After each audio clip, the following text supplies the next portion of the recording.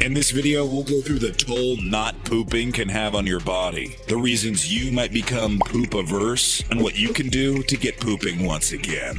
A little while ago, we told you what would happen if you weren't able to pee for a while, and unsurprisingly, there are a lot of similarities between pee and poo. Like peeing, pooping is a necessary process to eliminate waste and toxins from the human body. And like peeing, there are serious complications that arise if you decide to stop pooping altogether. It takes your body just under 53 hours to process food from mouth to butt, with 40 of those hours taking place in the lower intestine, or your colon.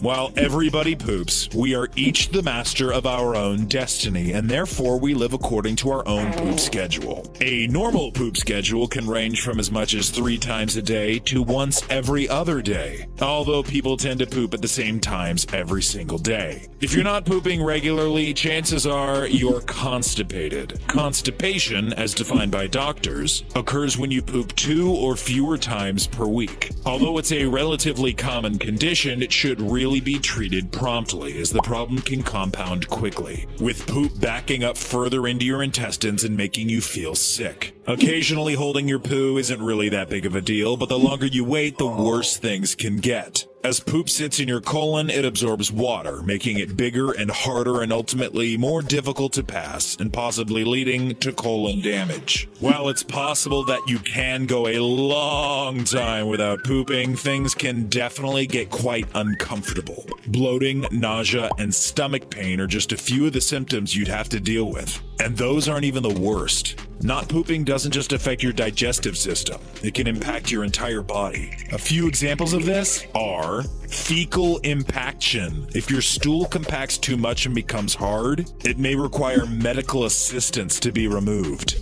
Bowel perforation. If your stool backs up into your intestines, it can put too much pressure on them and literally rip through, spilling poop into your abdominal cavity. This can be life-threatening due to the unsanitary nature of poop and the bacteria that lives inside of it. Cardiovascular risks. Chronic constipation can increase stress and elevate blood pressure throughout your body so much, it actually causes heart problems. But those still aren't even the worst. Oh no, far from it. You want to hear the worst thing that can happen if you stop pooping? Are you sure? Okay, fine, but you may want to sit down for this. If you stop pooping and the stool keeps compacting and backing up into your system, it's possible you could literally start throwing up poop from your mouth. Like you're a redheaded second-year wizard whose wand backfired whilst telling a xenophobic Slytherin to eat poop.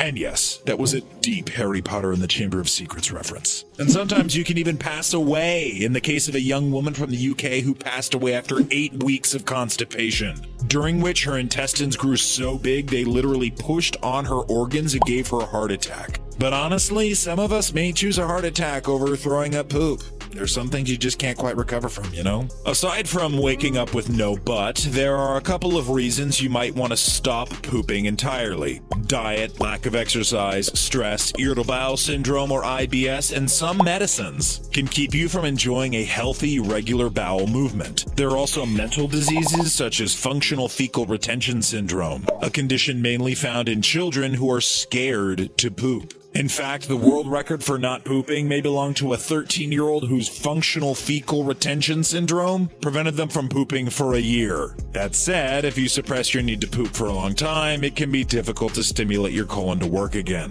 So if your colon is stopped and you'd like to restart it, step number 1 to get it started is to drink more water, which is the solution to really most of life's problems. Your poop will absorb the water, stimulating the bowels to get moving again. Next, you should exercise, which is also another solution to most of life's problems. Movement generally massages the bowels, and you don't even have to do any risky exercises like squats. A simple brisk walk after supper can do the trick. Finally, reducing dairy intake, eating more fibrous fruit and vegetables, and cutting out processed foods can do wonders for your ability to poop cleanly. And again, these are generally tips for living a healthy life in many other regards. So there you have it. While the consequences of not pooping can be devastating, luckily the cures are extremely accessible and easy to come by. In a worst case scenario, you can buy some laxatives at your local pharmacy and get the engine revved up that way. A handful of people are born with a condition where they literally don't have a functioning butt.